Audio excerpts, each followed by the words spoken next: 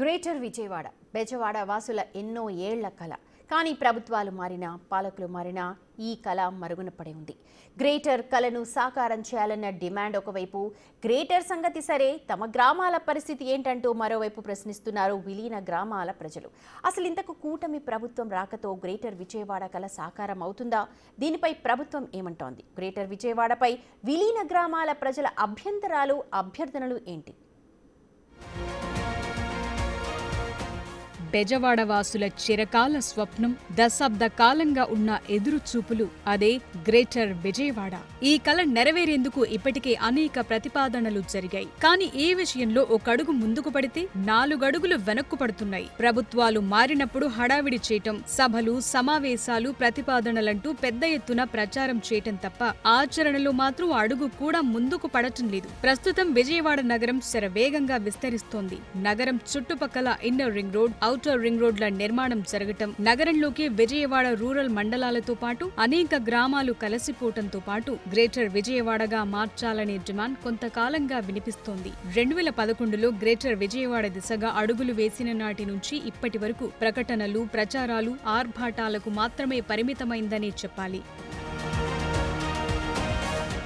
2011లో 40 గ్రామాలను కలిపేలా Vijayawada municipal corporation అధికారులు ప్రతిపాదనలు చేశారు. కానీ అప్పటి కాంగ్రెస్ ప్రభుత్వం ఆ ప్రతిపాదనలను పక్కన పెట్టింది. అనంతరం రాష్ట్ర విభజన జరగటం, 2014లో ఏపీలో టీడీపీ ప్రభుత్వం అధికారంలోకి రావడంతో 2017లో గ్రేటర్ విజయవాడ ప్రతిపాదనలను స్వయంగా చంద్రబాబు తెరపైకి తెచ్చారు. నగరానికి ఆనుకుని ఉన్న రామవరప్పాడు, ప్రసాదంపాడుల్లో పర్యటించిన ఆయన ఆయా గ్రామాలు పంచాయతీలుగా ఉన్నాయని, విజయవాడలో భాగంగా అభివృద్ధికి నోచుకోని అలాంటి గ్రామాలను విలీనం చేస్తూ గ్రేటర్ విజయవాడ ప్రతిపాదనను సిద్ధం చేయాలని ఆయన అధికారులను ఆదేశించారు. నాడు సమగ్ర అధ్యయనం తరువాత గ్రేటర్ విజయవాడ డిపిఆర్ ను 59 గ్రామాలను కలుపుతూ సిద్ధం చేశారు. విజయవాడలో 8 జోన్లను ఏర్పాటు చేసేలా కూడా ప్రతిపాదనలు చేశారు.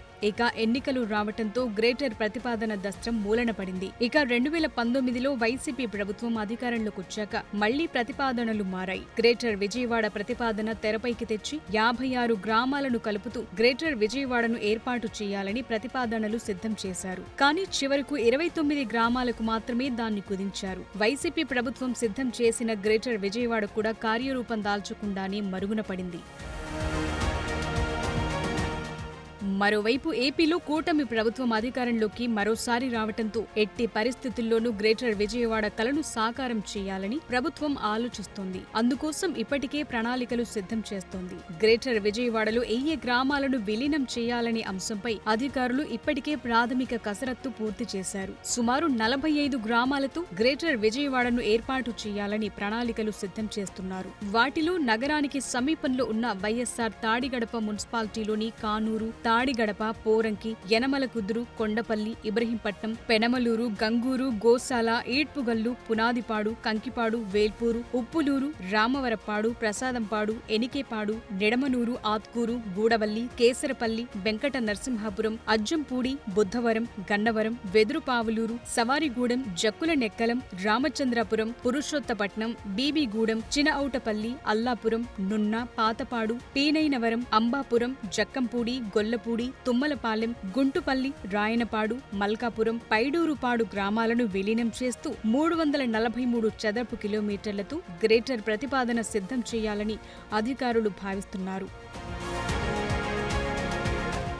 ఒకప్పుడు గ్రేటర్ విలీన గ్రామాలను కలపాలని చేసిన ప్రతిపాదనలను వ్యతిరేకించిన గ్రామాల వాసులు సైతం ఇప్పుడు తమకు ఎటువంటి అభ్యంతరం లేదని తేల్చి చెప్తున్నారు. పన్నులు పెరుగుతాయనే భయంతో నాడు విజయవాడ చుట్టుపక్కల గ్రామాలు గ్రేటర్ ప్రతిపాదనను వ్యతిరేకించగా, ప్రస్తుతం గ్రామాల్లో నెలకొన్న అధ్వాన పారిశుధ్యం, వసతుల కల్పనలో అధికారుల వైఫల్యం, అభివృద్ధి వెనుకబాటు లాంటి అంశాలతో శివారు గ్రామాల ప్రజలు గ్రేటర్ కు జై కొడుతున్నారు. వైసీపీ ప్రభుత్వంలో ఏర్పడిన తాడిగడప మున్సిపాలిటీ, కొండపల్లి మున్సిపాలిటీలు విజయవాడ నగరంతో పోటీగా పన్నులు ఉన్నా ఆ స్థాయిలో మౌలిక వసతుల కల్పన జరగటం లేదు. ఆయా ప్రాంతాల్లో జనసాంద్రత విపరీతంగా పెరుగుతున్న జనాభాకు తగ్గట్టు మౌలిక సౌకర్యాల కల్పన మాత్రం ఉండటం లేదనే భావన ఇప్పటికే ప్రజల్లో ఉంది. ఇవన్నీ ప్రజలను గ్రేటర్కు మొగ్గు చూపేలా చేస్తున్నాయి.